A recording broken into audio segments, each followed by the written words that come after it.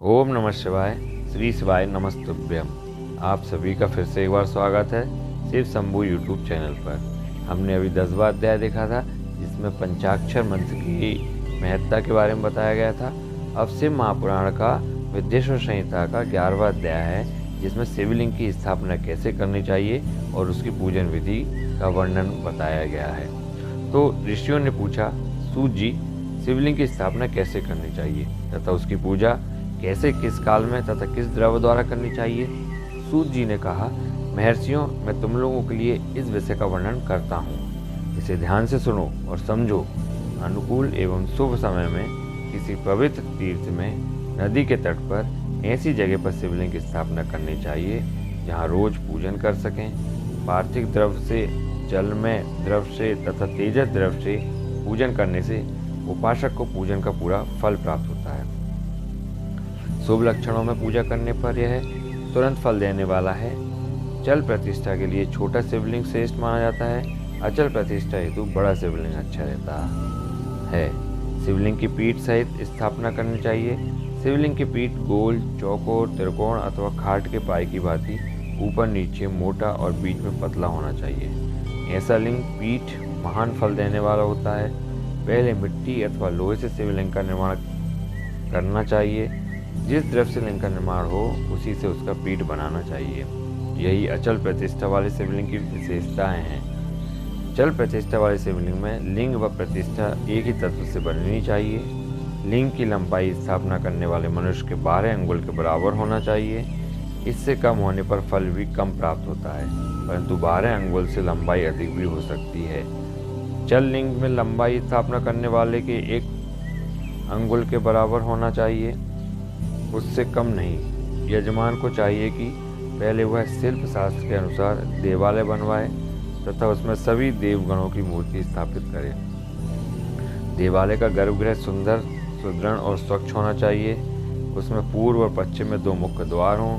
जहाँ शिवलिंग की स्थापना करनी हो उस स्थान के गर्त में नीलम, लाल वैदूर्य, श्याम, मरकत, मोती, मूंगा, गोमेद और हीरा, इन 9 रत्नों को वैदिक मंत्रों के साथ छोड़ें। 5 वैदिक मंत्रों द्वारा 5 स्थानों से पूजन करके अग्नि में आहुति दें और परिवार सहित मेरी पूजा करके आचार्य को धन से तथा भाई बंधुओं को मनचाही वस्तु से संतुष्ट करें। याचकों को सुवर्ण, ग्रह एवं भू संपत्ति तथा गाय आदि प्रदान करें। स्थावर जंगम सभी जीवों को यत्नपूर्वक संतुष्ट कर एक गड्ढे में सुवर्ण तथा 9 प्रकार के रत्न भरकर वैदिक मंत्रों का उच्चारण करके परम कल्याणकारी महादेव जी का ध्यान करें। तत्पश्चात नाद घोष से युक्त महामंत्र ओमकार का उच्चारण करके गड्ढे में पीठ युक्त शिवलिंग की स्थापना करें। यहाँ परम सुंदर मूर्ति की भी स्थापना करनी चाहिए तथा भूमि संस्कार की विधि जिस प्रकार शिवलिंग के लिए की गई है उसी प्रकार मूर्ति की प्रतिष्ठा भी करनी चाहिए।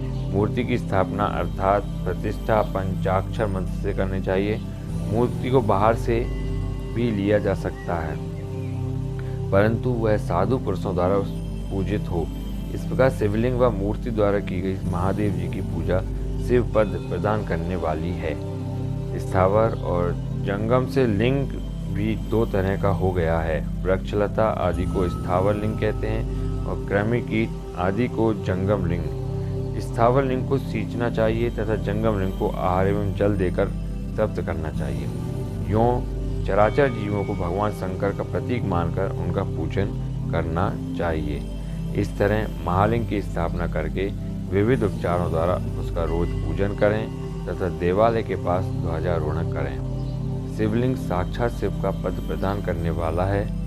आह्वान, आसन, अर्ध, पाद, पादांग, आचमन, स्नान, वस्त्र, यज्ञोपवीत, गंध, पुष्प, धूप, दीप, नैवेद्य, तांबूल, समर्पण, निरांजन, नमस्कार और विसर्जन, ये 16 उपचार हैं। इनके द्वारा पूजन करें। इस तरह किया गया भगवान शिव का पूजन शिव पद की प्राप्ति करने वाला है। सभी शिवलिंगों की स्थापना के उपरांत चाहे वे मनुष्य द्वारा स्थापित, ऋषियों या देवताओं द्वारा अथवा अपने आप प्रकट हुए हों, सभी का उपयुक्त विधि से पूजन करना चाहिए, तभी फल प्राप्त होता है। उसकी परिक्रमा और नमस्कार करने से शिव पद की प्राप्ति होती है। शिवलिंग का नियम पूर्वक दर्शन भी कल्याणकारी होता है। मिट्टी, आटा, गाय के गोबर, फूल, कनेर, पुष्प, फल, गुड़, मक्खन, भस्म तथा अन्न से शिवलिंग बनाकर प्रतिदिन पूजन करें तथा प्रतिदिन 10,000 प्रणव मंत्रों का जाप करें अथवा दोनों संध्याओं के समय 1 सहस्त्र प्रणव मंत्रों का जाप करें। इससे भी शिव पद की प्राप्ति होती है। जप काल में प्रणव मंत्र का उच्चारण मन की शुद्धि करता है।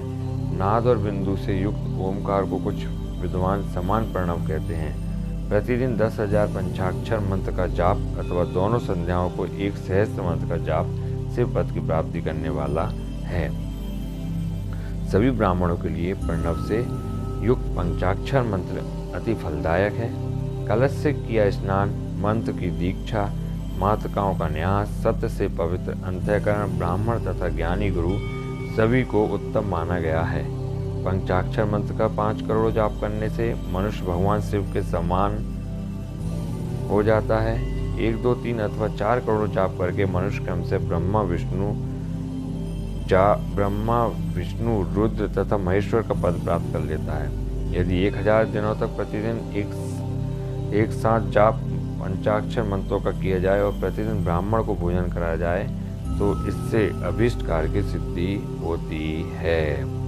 ब्राह्मण को प्रतिदिन प्रातःकाल 1008 बार गायत्री मंत्र का जाप करना चाहिए, क्योंकि गायत्री मंत्र शिव पद की प्राप्ति कराता है। वेद मंत्रों और वैदिक सूक्तियों का भी नियम से जाप करें। अन्य मंत्रों में जितने अक्षर हैं उनके उतने लाख जाप करें। इस प्रकार यथाशक्ति जाप करने वाला मनुष्य मोक्ष प्राप्त करता है। अपनी पसंद से कोई एक मंत्र अपनाकर प्रतिदिन उसका जाप करें अथवा ओम का नित्य 1 सहस्त्र जाप करें। ऐसा करने से संपूर्ण मनोरथों की सिद्धि होती है।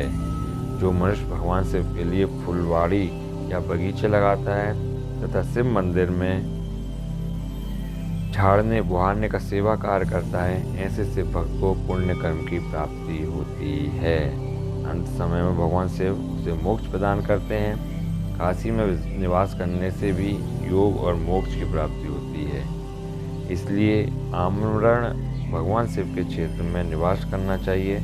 उस क्षेत्र में स्थित बावड़ी, तालाब, कुआं और पोखर को शिवलिंग समझकर वहाँ स्नान, दान और जाप करके मनुष्य भगवान शिव को प्राप्त कर लेता है।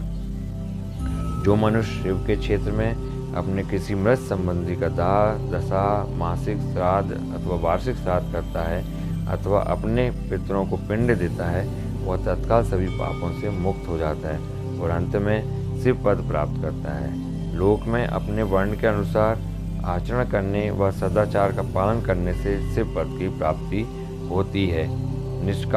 निष्काम भाव से किया गया कार्य और अभीष्ट फल देने वाला एवं शिव पद प्रदान करने वाला होता है।